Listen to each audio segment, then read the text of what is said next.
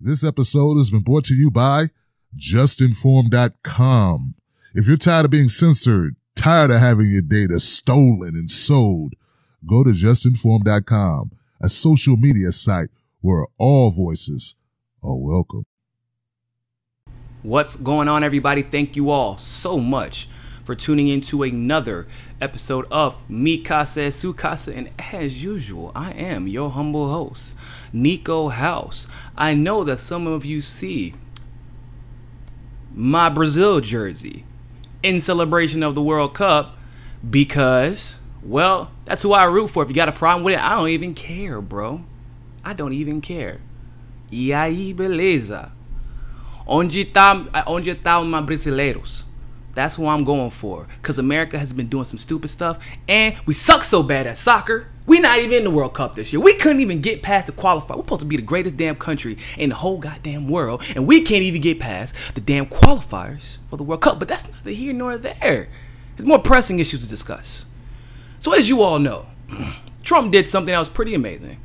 And when I say amazing, I guess we shouldn't really always talk about amazing as in like shaking people's hands to not have nuclear weapons to destroy the world. I think that probably shouldn't be like our bar for amazing. But hey, I call it amazing because, well, we thought that Trump was flying off the handle and that he was totally unstable in a lot of ways, which he is in some ways, and he is contained in others, but that's neither here nor there. It's amazing nonetheless because it seems like he did go against what he is usually driven to do, which is try to force people to do what he wants to by might. He took a little bit of a finesse route, and he actually decided, people, to negotiate, like really negotiate. And he even made us, like, he did something that what Dennis Rodman said he should do, which is something that, you know, I don't really go to Dennis Rodman for all of my philosophy about life for obvious reasons, but Dennis Rodman said something that was really powerful to me, because something that I believe we should truly be doing when we're talking about relations, whether it be interstate or international relations. He said, I really hope that Trump goes in there and puts his heart on the table and really speaks from a point of wanting to make peace, and that will help him gain the trust of Kim Jong-un, which is true. I think that that's generally the case for most situations. Not all world leaders are going to be receptive to that, but a lot of the world leaders that wouldn't be receptive to it work for the US, so there's that. But remember how there was all this talk about the Dems saying that Trump was going to start World War III?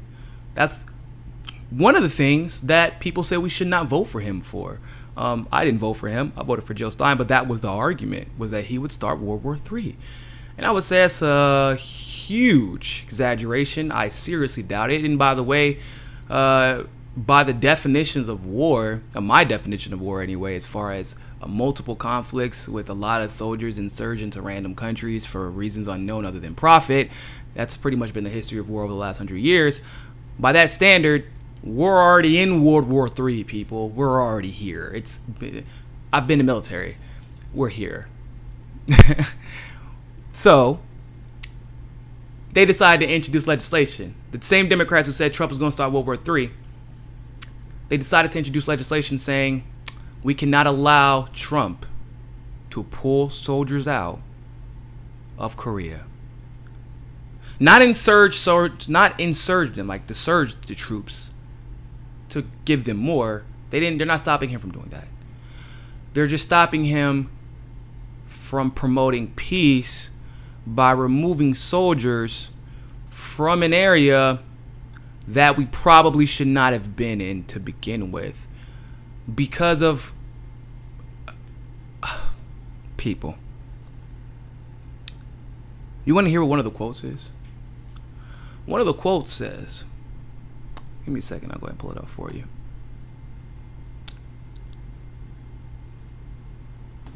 One of the quotes,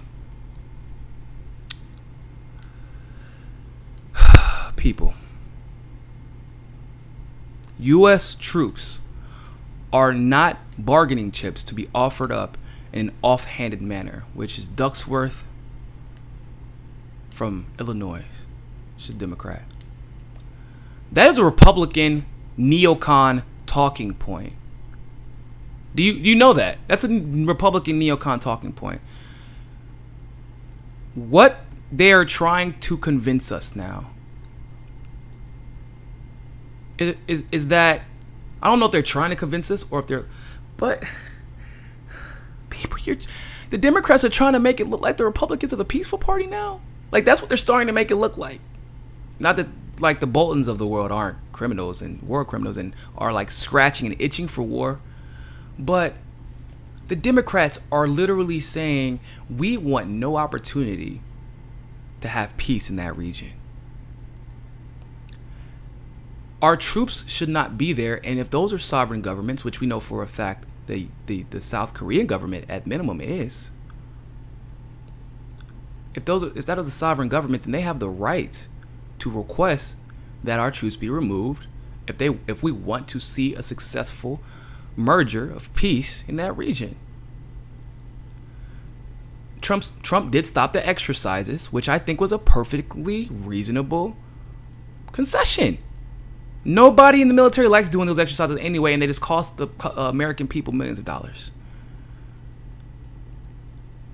I can't believe that after everything that we were threatened by, all the ideas of Trump going to World War III with Kim Jong-un, like, now those same people are telling us we should be mad at Trump for putting the idea that we're pulling troops out. Like, we should take that idea off the table. They're saying we should be upset by that. What the fuck, people? Oh my God, we're living in a Twilight Zone. We're living in the Twilight Zone. I don't like Trump personally. Most of you all know how I feel about him personally. As in, I don't think that he has qualities that I would like as a person to keep around me and call him friend. Okay? But I don't put my faith in people. You all know that. I don't put my faith in politics or politicians or in parties. I do put my faith, however, in progression, no matter where it is coming from. The right kind of progression. And to sit there and try and pass legislation that de-escalates military presence is beyond me. But I wonder if it has something to do with the fact that there was just a report that came out that said that, well, stocks plummeted in the military industrial complex industry because of the peace talks, which actually means, okay, I can't believe I'm about to say this. Let me see what time it is. So 7 minutes, 55 seconds at 2:41 p.m. on June the 14th, Niko said, in this particular instance with North Korea, this is not a result of the deep state. In fact, this is counteractive. This is in spite of the deep state trying to influence Trump to do otherwise.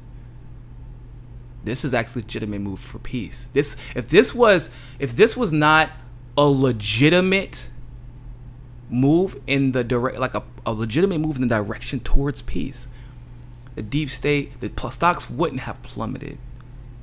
The deep state wouldn't be freaking out, like writing articles about it, and the lobbyists wouldn't then be getting thrown a bunch of money to force Democrats to say we want troops to stay. Think about that. Trump's capable of good when he wants to, when he starts listening to his intuition in certain situations versus listening to the neocons or even the neoliberals.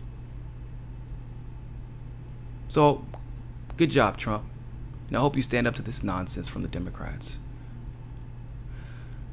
Especially considering, we got that interesting information that's coming down the pipe about the whole OIG report. So, definitely going to be reporting on that a little bit later. So, thank you all so much for watching. Make sure you join us and discuss on JustNForm.com. Follow me there at Niko, or you can follow me at MCSC or at Niko House, whichever one. You can follow both of those profiles. We can interact, we can talk, and catch my exclusive JustNForm live streams. But hey, more than anything else, people, always remember, find your balance. Peace.